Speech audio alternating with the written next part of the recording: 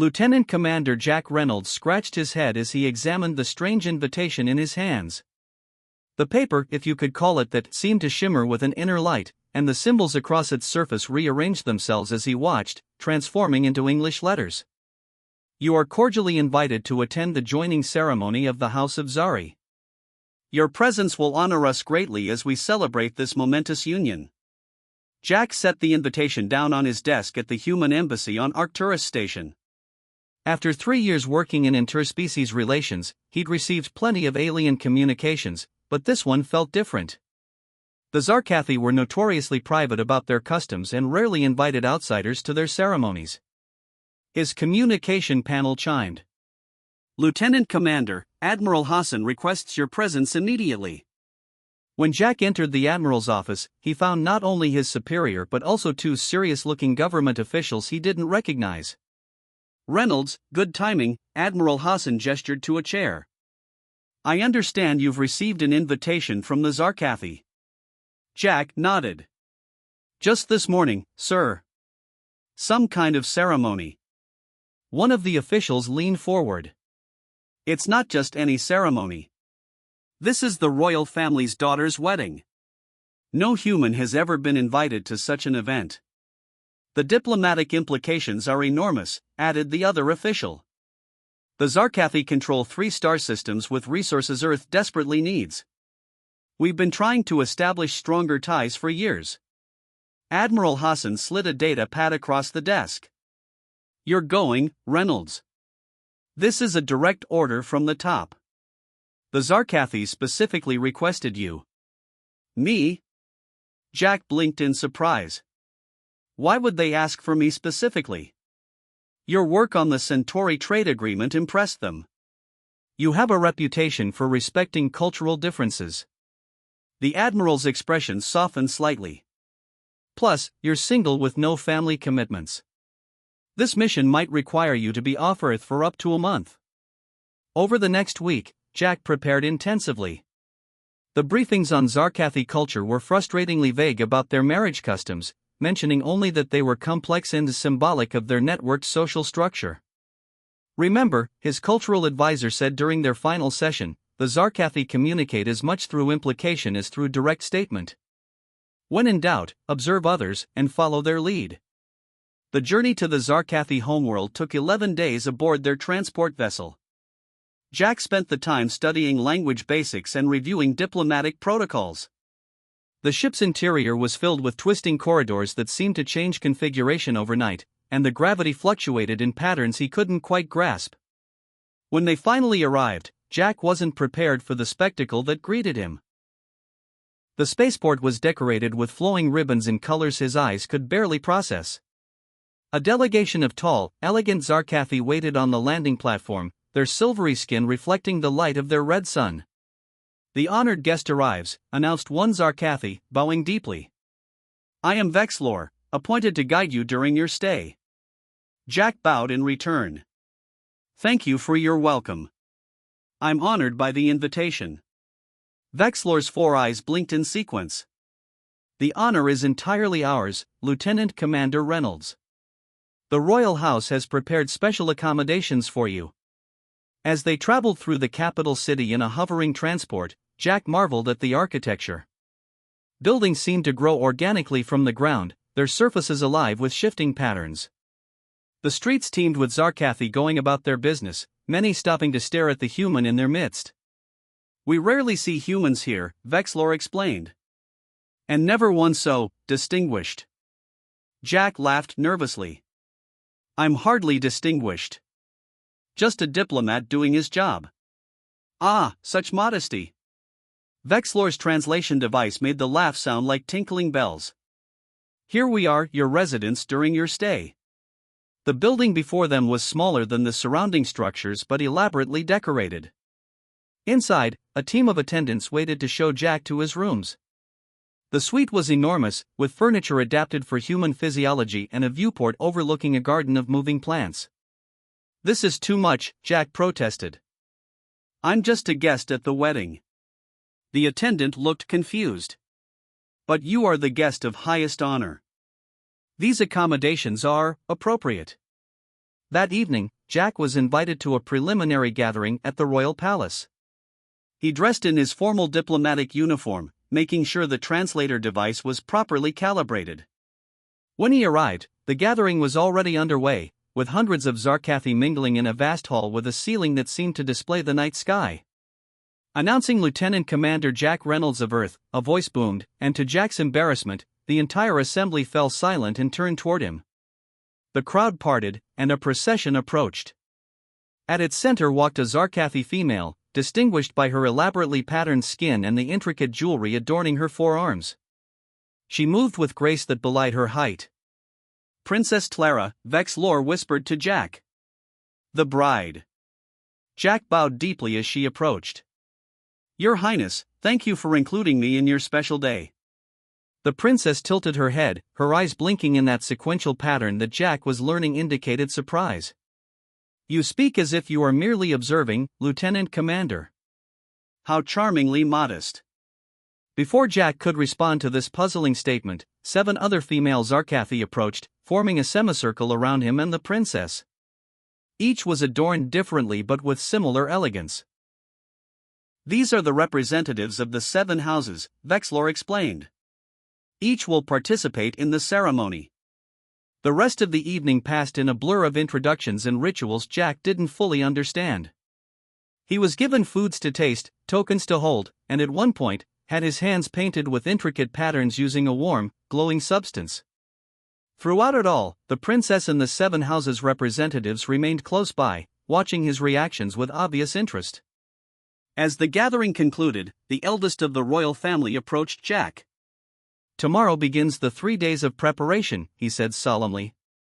Your attendants will guide you through each ritual. Remember that each step builds upon the last, creating the bond that will unite our peoples.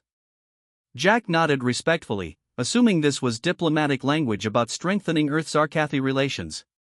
Back in his quarters, Jack recorded his daily report for Earth headquarters. Everyone is being incredibly welcoming, he concluded. I'm still not clear on why I specifically was invited, but the Zarkathi seem pleased with my presence. The princess herself made a point of welcoming me. The wedding ceremony itself begins in 3 days, after what they call preparation rituals. I'll continue to represent Earth to the best of my ability. As he prepared for sleep, an attendant arrived with a final gift, a small crystal that pulsed with gentle light. Place this beside you as you rest, the attendant instructed. It will attune your dreams to the harmony of the joining. Jack thanked him and did as instructed, thinking it was just another cultural courtesy. As he drifted to sleep, the crystal glowed brighter, and he dreamed of stars connecting in beautiful, complex patterns, unaware that this was the first step in preparing him for a role far different from the one he imagined. Jack woke to the soft chiming of bells. The Zarkathi crystal beside his bed pulsed in rhythm with the sound. Through his window, he could see the red sun of the alien world rising over the strange twisting architecture of the city. An attendant entered without knocking, carrying a tray of food and a bundle of cloth. Good morning, honored one, the attendant said, bowing deeply. The first preparation day begins. You must eat and dress for the ritual of recognition. Jack ate quickly, finding the food oddly delicious despite its unusual colors and textures. The clothing turned out to be a robe made of a material that felt like silk but seemed to adjust its temperature to match his body. This is beautiful, Jack said, examining the blue and silver patterns that shifted across the fabric. But isn't this too elaborate for a guest? The attendant's translator device took longer than usual to process this. You are more than guest. The robes signify your status in the ceremony. Jack assumed this meant his status as a diplomatic representative. He followed the attendant through corridors that seemed to breathe and shift around them. They arrived at a circular chamber where Princess Clara and the 7 female representatives waited, each wearing robes similar to his but in different colors. The recognition ritual will connect your essence with ours, explained an elderly Zarkathi who appeared to be officiating. Please stand in the center. Jack did as instructed, feeling awkward as the 8 females formed a circle around him. Each held a small glowing orb. The princess spoke first, in a melodious voice that his translator rendered as, I recognize your strength and welcome it to complement my wisdom. She placed her orb in his hands. It felt warm and seemed to pulse in time with his heartbeat. One by one, each of the 7 representatives stepped forward, speaking similar phrases and placing their orbs in his hands. I recognize your courage and welcome it to complement my patience. I recognize your adaptability and welcome it to complement my steadfastness. Jack tried to remember his diplomatic training. He needed to respond appropriately, though no one had briefed him on this specific ritual. When all 8 orbs were pulsing in his hands, he improvised. I recognize your welcome and offer my respect in return. The orbs flashed brightly, then floated from his hands, circling above their heads before settling into niches in the walls. The Zarkathi seemed pleased. The recognition is complete, announced the elder. The bond has begun its formation. Later, as Vexlor guided him to lunch, Jack tried to clarify what had happened. That ceremony, was it a formal diplomatic acknowledgement? Vexlor's 4 eyes blinked in sequence. It is much more intimate than mere diplomacy. You have begun the soul weaving with your intended ones. Jack's translator device flickered at the phrase intended ones, rendering it as ceremonial counterparts before settling on associates.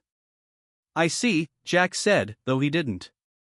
And how many more rituals are planned before the actual wedding? 2 more preparation days, then the final joining. Each ritual builds upon the last, strengthening the connection between you. The second ritual that day involved Jack receiving gifts from each of the 8 females. The gifts were strange but beautiful: a knife with a blade that changed color when he touched it, a map that showed not physical space but what appeared to be emotional connections, a small creature that nestled in his palm and hummed softly. These represent the qualities we will share in our future together, explained one of the 7 representatives, a statuesque Zarkathi named Zirel. My gift shows the paths between hearts, which you will now walk with us. Jack thanked her politely, still interpreting everything through a diplomatic lens. Clearly these were symbolic gifts representing their people's future cooperation. That evening, Jack attended a feast where he was seated at the head table between Princess Clara and her father, the imposing archsovereign of the Zarkathi dominion. Your presence honors our house, the archsovereign said, filling Jack's cup with a shimmering liquid. When Clara first suggested a human to complete the circle of 8, I had doubts. But you have proven yourself worthy. Jack sipped the drink, which tasted like cinnamon and starlight. I'm grateful for the opportunity to strengthen relations between our peoples. Indeed, the archsovereign nodded. The union will bring great benefits to both our species. The technology transfers alone will advance Earth's development by centuries. This caught Jack's attention. Technology transfers? Of course. It is customary for the joined houses to share their knowledge. As you will be joined with all 8 houses, the sharing will be extensive. Jack made a mental note to report this promising development to Earth headquarters. Throughout the meal, Jack noticed the 8 females watching him intently. When he caught Princess Clara's gaze, she quickly looked away, her skin flushing a deeper silver. The behavior reminded him oddly of shy human women, which seemed strange for an alien princess. On the second day of preparations, Jack was led to a bathing chamber where he was ceremonially cleansed with scented waters by attendants who chanted continuously. He was then dressed in an even more elaborate robe and led to a garden where the 8 females waited. Today we perform the binding of paths, explained the elder. Each of you will share your life's journey with the others. Jack watched as each female placed her hand on a central crystal, which projected images of her life into the air: childhood, achievements, moments of joy and sorrow. When it was his turn, Jack hesitantly touched the crystal. Immediately, images from his life floated around them: his graduation from the academy, his first diplomatic mission, even private moments with family and friends. Your life has prepared you for this moment, Princess Clara said softly. Though you traveled a different path, it has led you here, to us. That evening, as Jack prepared his report for Earth, he expressed some confusion. The rituals continue to be elaborate and highly symbolic. I'm being treated with extraordinary respect, almost as if I were the guest of honor rather than just a diplomatic observer. The princess and the 7 representatives from the other houses are particularly attentive. I believe this bodes well for future relations. On the third day, Jack was brought to a small chamber where a Zarkathi healer waited with strange instruments. "We must ensure compatibility," the healer explained, taking samples of Jack's blood and skin cells. "Though our studies suggest humans and Zarkathi can form a viable bond, your specific biology must be mapped." "For diplomatic purposes?" Jack asked, growing increasingly confused. The healer looked puzzled. "For the joining, of course. The bond must be physical as well as spiritual." Before Jack could question further, he was whisked away to the final preparation ritual. This time, he and the 8 females stood in a vast chamber before hundreds of Zarkathi witnesses. An intricate pattern was drawn on the floor with glowing material, and Jack was positioned at its center, with the females forming a circle around him. Each female approached, placing a mark on his forehead with the same glowing substance used for the floor pattern. When Princess Clara approached last, she whispered, "Tomorrow we complete what was begun long ago. Our worlds will be forever changed." As Jack returned to his quarters that night, his translator device finally managed to process some of the complex Zarkathi terminology it had been struggling with. A notification flashed on its screen, offering updated translations for key phrases he'd been hearing. Soul weaving was now translated as marriage bond. Circle of 8 became polygamous marriage group. Final joining was simply wedding ceremony. Jack froze, reading the screen again and again. A cold realization washed over him. He wasn't just attending a wedding tomorrow. He was the groom. Jack stared at his translator device in disbelief. The updated translations couldn't be right. He wasn't getting married, especially not to 8 alien women simultaneously. There had to be a mistake. He paced his quarters, running his hands through his hair. "Think, Jack, think," he muttered to himself. All the special treatment, the rituals, the gifts, the odd comments, they suddenly made horrifying sense. His communication panel chimed, interrupting his panic. It was Admiral Hassan. "Reynolds.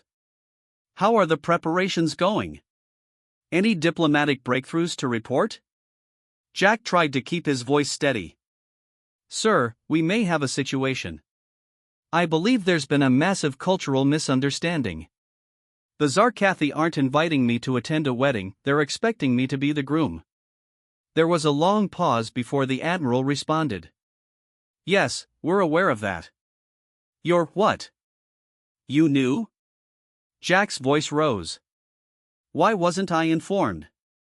Admiral Hassan sighed. "It was classified. The diplomatic corps felt you might refuse if you knew the full details." "This alliance is too important, Reynolds. The Zarkathi royal family specifically requested a human to join their houses in marriage as a symbol of our species' new relationship." "So you just decided to marry me off without telling me?" Jack couldn't believe what he was hearing. "Not exactly. The legal details are complex. Consider it more of a cultural ceremony than a legally binding Earth marriage. The important thing is to go through with it. The technology and resource sharing agreements that will follow are worth trillions." Jack ended the call and collapsed into a chair. How had he missed all the signs? He spent the night reviewing everything that had happened since his arrival, recognizing now what should have been obvious clues. Morning came too quickly. Attendants arrived to dress him in elaborate ceremonial robes that shimmered with patterns resembling both stars and DNA helixes intertwined. Jack felt like he was moving through a dream as they led him to the great ceremonial hall.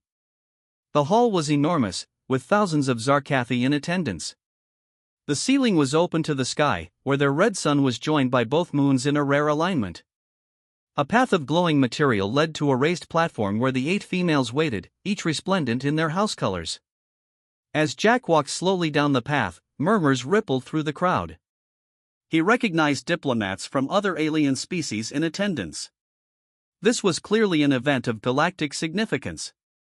The officiator, an ancient Zarkathi with elaborately patterned skin, greeted Jack on the platform. "Today we witnessed the historic joining of houses, the binding of species, the beginning of a new era." Princess Clara stepped forward first, her 4 eyes blinking in that sequential pattern that Jack now recognized as nervousness. Will you join your path with mine? She asked, her voice carrying through the hall. Jack hesitated, his diplomatic training warring with his personal autonomy. Before he could respond, his translator beeped with an urgent message from Admiral Hassan, "Say yes. Earth's future depends on it." I will, Jack said, the words feeling strange in his mouth. One by one, each of the 7 other females asked the same question, and one by one, feeling increasingly trapped, Jack gave the same answer. After the 8th acceptance, the officiator turned to Jack. "Now you must speak the words of binding, joining these 8 houses through you."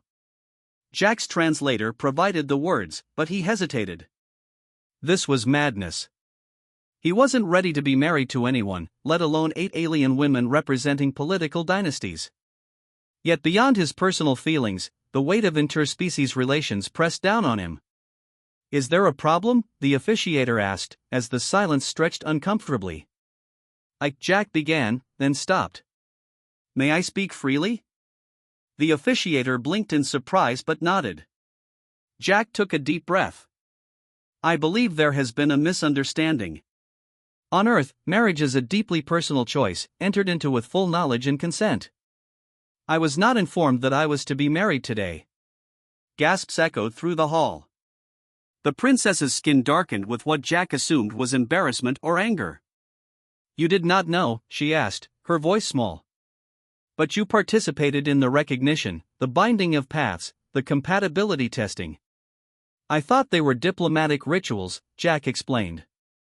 "My translator didn't correctly interpret the terminology until last night." The officiator turned to the Arch-Sovereign, who had risen from his throne. "Is this true? The human did not consent with understanding?" The Arch-Sovereign approached slowly. "We assumed Earth's diplomatic corps had fully informed their representative. This is unfortunate." Princess Clara stepped forward, her voice stronger now. "In our traditions, true joining cannot occur without informed choice. If Lieutenant Commander Reynolds did not understand, then no binding has yet occurred." The 7 other females nodded in agreement, though Jack thought he detected disappointment in their postures. "Then we must pause the ceremony," the officiator declared. "The human must be properly informed before any choice can be made." What followed was the strangest cross-cultural explanation Jack had ever experienced. Right there on the ceremonial platform, with thousands watching, the Zarkathi explained their marriage traditions. "Our society is built on networks of connection," Princess Clara explained. "The 8 houses represent major political, scientific, and cultural lineages. By joining with representatives from each house, you would create a living bridge between all aspects of our civilization and now, between our species." "It's not just symbolic," added Zirel, the representative Jack had come to recognize as the most forthright. "While the relationship includes what humans might consider romantic and physical elements, it's primarily a position of immense political and cultural influence." Jack absorbed this information, his diplomatic mind working overtime. "And what exactly would be expected of me in this arrangement?" "You would live primarily here, serving as advisor to all houses and representative of human interests," the Arch-Sovereign explained. "You would help guide our species cooperation, with full access to our technology and resources to share with Earth as appropriate." "And the marital aspects?" Jack asked hesitantly. Princess Claria's skin flushed silver again. "Those develop naturally, as in any joining. There is no obligation beyond what feels right to all involved." Jack considered his options. Refusing would cause a diplomatic incident and potentially set back human-Zarkathi relations for generations. Accepting would change his life forever, but could advance human interests in ways nothing else could. "I need time to think," he finally said. The officiator nodded. "That is reasonable. The ceremony will be postponed until you have made an informed decision." As Jack was escorted from the hall, whispers followed him. He noticed the princess watching him, her expression unreadable to his human eyes. Back in his chambers, Jack paced again, but with clearer purpose. He opened a communication channel to Earth. "Admiral Hassan, we need to talk. I want the full, unclassified truth about this assignment, and I want it now." The Admiral's face appeared, looking grave. The truth, Reynolds, is that this marriage alliance was proposed by the Zarkathi 6 months ago. They've been studying human culture extensively and became fascinated with our adaptability. They specifically requested someone with your diplomatic record. And you couldn't just ask me? We worried you'd refuse. The stakes are too high. The Zarkathi have technology centuries beyond ours, resources we desperately need, and influence with a dozen other species. Jack sat down heavily. So I'm just a sacrifice for the greater good? The Admiral's expression softened slightly. Not a sacrifice. An opportunity. Think about it, Reynolds. You'd be the most influential human in the galaxy, with the power to shape our species' future among the stars. As night fell, Jack stood at his window, watching the alien moons rise. Tomorrow he would have to give his answer, one that would change not just his life, but potentially the course of human history. Jack didn't sleep much that night. He kept thinking about Earth, about the Zarkathi, and about the 8 women he was supposedly going to marry. As the alien world's red sun began to rise, he finally had an idea. He requested an urgent meeting with the Archsovereign and Princess Clara before any further ceremonial activities. They met in a small chamber with walls that seemed to pulse gently with light. I appreciate you seeing me, Jack began, standing tall in his diplomatic uniform rather than the ceremonial robes. I've been considering your tradition and my position carefully. The Arch-Sovereign nodded gravely. We understand this is unexpected for you. We regret the misunderstanding. I have a proposal, Jack said. One that might preserve the spirit of your traditions while respecting mine. Princess Clara leaned forward, her 4 eyes blinking with interest. We are listening. On Earth, we have various forms of partnerships and alliances that aren't exactly marriage but carry significant weight, Jack explained. What if we created something new, a diplomatic bond that acknowledges the connection between our species without forcing me into a role I don't fully understand? The Arch-Sovereign's skin rippled with what Jack had come to recognize as thoughtfulness. What would this arrangement entail? I propose a provisional alliance bond, Jack said, the term coming to him as he spoke. I would serve as Earth's primary representative to all 8 houses, working closely with each of you. I would live here for extended periods but maintain my Earth citizenship and position. We would build trust and understanding gradually. And the joining aspects? Princess Clara asked softly.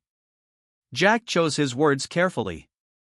Those would develop naturally, if at all, without predetermined expectations. In human culture, romantic and physical bonds follow emotional connection, they aren't established by ceremony alone. The Zarkathi exchanged looks, communicating in ways Jack couldn't interpret. Finally, the Arch-Sovereign spoke. This proposal has merit. However, our people expect a ceremony today. The political implications of cancellation would be difficult. Then let's modify the ceremony, Jack suggested. We announce the creation of this new type of bond, the first of its kind between our species. It honors your traditions while creating something new that both our peoples can embrace. The princess nodded slowly. A diplomatic innovation. It could work. While the Zarkathi leadership discussed Jack's proposal, he requested a private communication with Admiral Hassan. Sir, I've proposed an alternative to the marriage, Jack explained.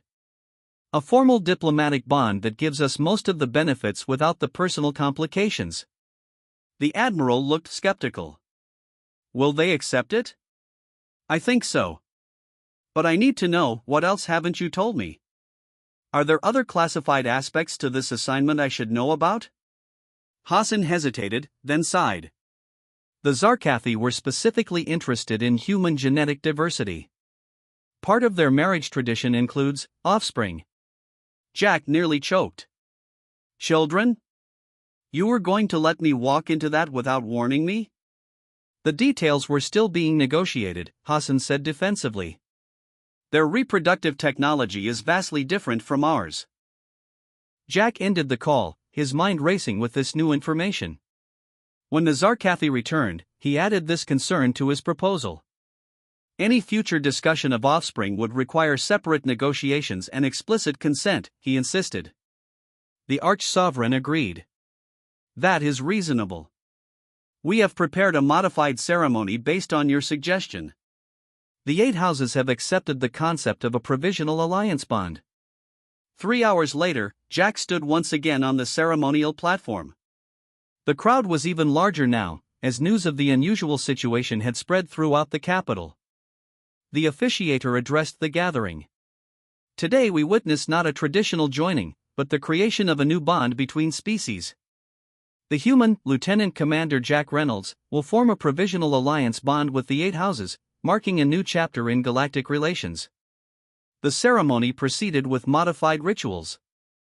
Instead of marriage vows, Jack and each representative spoke words of diplomatic commitment. Instead of the binding symbols being placed on his skin, they were embedded in a special uniform he would wear as Earth's representative. When it came time for Princess Clara's part in the ceremony, she approached Jack with unexpected warmth in her eyes.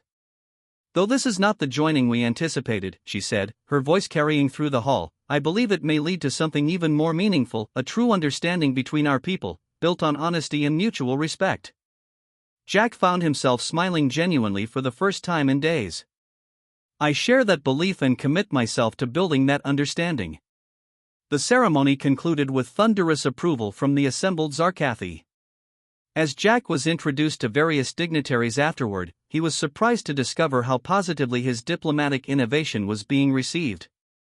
Quite clever, said an ambassador from a species Jack didn't recognize. The Zarkathi respect creative solutions to complex problems. You've impressed many today.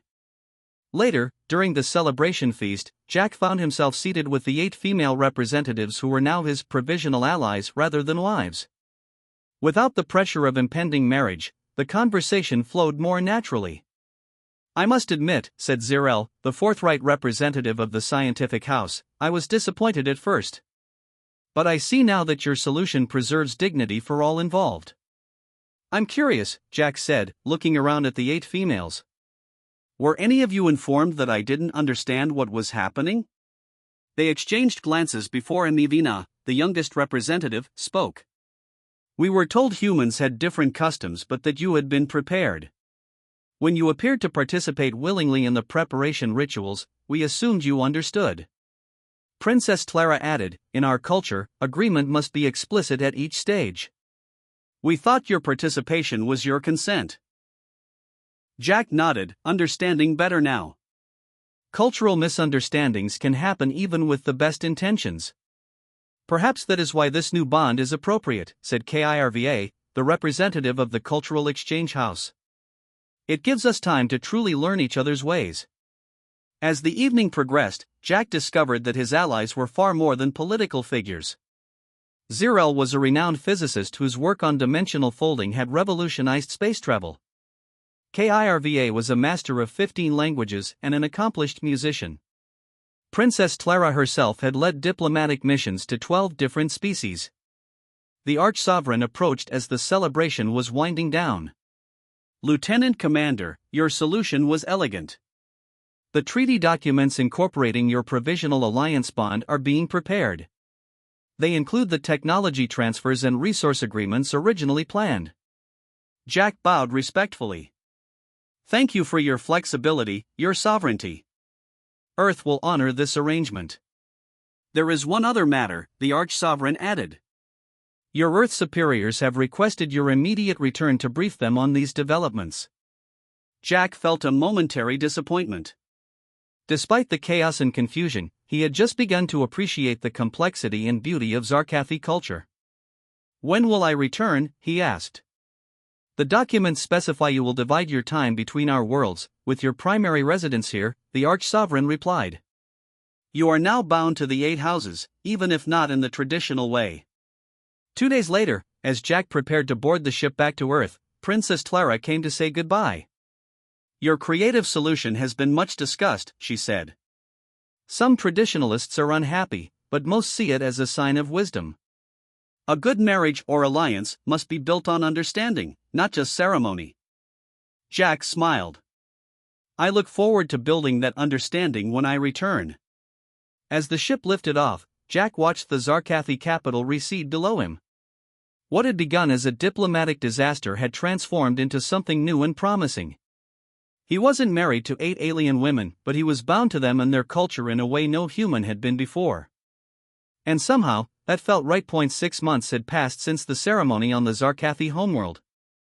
Jack stood on the observation deck of the newly constructed human embassy, watching the strange swirling patterns of traffic in the alien capital city. The red sun was setting, casting long shadows across the landscape of twisted towers and living architecture. Admiring the view again, came a familiar voice behind him. Jack turned to see Princess Clara approaching, her silvery skin catching the last rays of sunlight. He smiled. It still takes my breath away sometimes. After 6 months? Humans adapt quickly, but apparently not that quickly, she said, joining him at the window. Their relationship had evolved in ways Jack never expected. What began as an awkward diplomatic arrangement had grown into genuine friendship. Clara was intelligent, curious about human culture, and possessed a subtle sense of humor that had taken Jack weeks to recognize. The trade delegation from Earth arrives tomorrow, Jack said. First major technology exchange under our new agreement. Clara's 4 eyes blinked in sequence. The quantum computation systems they're receiving will advance Earth's technology by at least 50 years. Your people should be pleased. They are. Though not as pleased as when we sent the medical regeneration technology last month. Jack turned to face her. Earth's diplomats are calling me a miracle worker. If they only knew I almost became an alien's husband by accident. Clara made the chirping sound that Jack had learned was Zarkathi laughter. The story has become quite popular here. Children play games called The Confused Human in schoolyards now. Jack groaned. Wonderful. I'm a cultural icon for all the wrong reasons. His communication device chimed. It was Zirel, the scientific representative who had become his closest ally among the 8 houses. Jack, you're needed in the laboratory. The dimensional fold experiment is ready for observation. Thanks to the Provisional Alliance Bond, Jack had been granted unprecedented access to Zarkathi's scientific facilities. He'd spent countless hours with Zirel, learning about technologies Earth scientists hadn't even theorized yet. I'll be right there, he replied, then turned to Clara. Duty calls. She touched his arm lightly. The Arch-Sovereign requests your presence at dinner tonight. The Vexlorian ambassador has arrived and is quite eager to meet the famous human who created a new form of interspecies bond. Jack raised an eyebrow. Famous, am I? More than you realize, Clara said with a mysterious expression before gliding away. In the laboratory, Zirel was bent over a device that seemed to bend light around itself. Her assistant, a younger Zarkathi named Mivitar, was taking measurements. Ah, Jack. Perfect timing, Zirel said. We're about to attempt the first stable microfolding of space within a controlled environment. Jack watched in amazement as the device activated, creating a tiny pocket where space itself seemed to curl inward. The implications were staggering: instant transportation, new forms of energy production, even theoretical time manipulation. This is what we're sharing with Earth? Jack asked, incredulous. Zirel's skin rippled with what Jack had learned indicated pride. Not yet. But in 5 years, yes, as specified in our agreement. Your people will need to master quantum computation first. Later that day, Jack met with Kirva from the Cultural Exchange House. She had been teaching him Zarkathi artistic traditions, while he introduced her to human music and literature. Your Shakespeare translations have been approved for distribution, she informed him, her voice melodious through the translator. The concept of tragic romance particularly resonates with our younger generation. And how are the human students enjoying Zarkathi poetry? Jack asked. Confused, mostly, Kirva admitted. Your species' obsession with rhyming sounds rather than emotional frequencies is difficult to overcome. At dinner that night, Jack found himself seated beside the Vexlorian ambassador, a tall, insectoid being with compound eyes and metallic exoskeleton. Fascinating approach, Lieutenant Commander, the ambassador said. When word reached our system about your innovative diplomatic solution, many were impressed. It was just a practical compromise, Jack said modestly. Indeed. So practical that 3 other species have inquired about forming similar bonds with humans. Jack nearly choked on his drink. They what? The Arch-Sovereign, overhearing, joined the conversation. It's true. The Mavari Collective has formally requested a provisional alliance bond with a human representative. As have the Thoraxians and the Chuolan Synarchy. But I don't understand, Jack said. Why would they want that? Your species is new to galactic society, adaptable, and clearly innovative, the Vexlorian explained. Many see potential in closer ties with humans.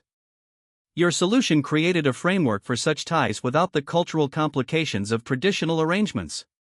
Later that night, Jack sent an urgent message to Admiral Hassan. The Admiral's response was immediate and enthusiastic. This is an unprecedented opportunity, Reynolds.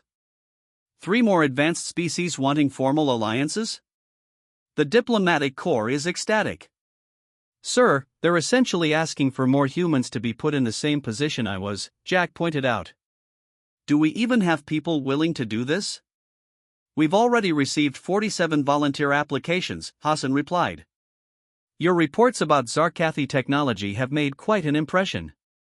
People are lining up for the chance. Jack shook his head in disbelief. And to think, 6 months ago I was panicking about an accidental marriage. The next morning, Jack met with all 8 of his provisional spouses for their monthly council. These meetings had become the highlight of his diplomatic work, 8 brilliant minds representing different aspects of Zarkathi society, all working with him to strengthen ties between their peoples. The human trade delegation arrives today, he reminded them. I'd like each house to assign a representative to work directly with them. Nivina, the youngest representative, spoke up. I've been studying Earth's environmental restoration projects. Your species has made remarkable progress repairing your planet's damage. My house would like to contribute to those efforts. That would be welcome, Jack said, making a note. Princess Clara leaned forward. There is another matter to discuss. The success of our arrangement has led to a proposal from the Council of Elders. What kind of proposal? Jack asked cautiously. They wish to formalize the Provisional Alliance Bond as an official diplomatic framework. It would be known as the Reynolds Protocol. Jack blinked in surprise. Named after me? It was your innovation, Zirel pointed out. The first of its kind.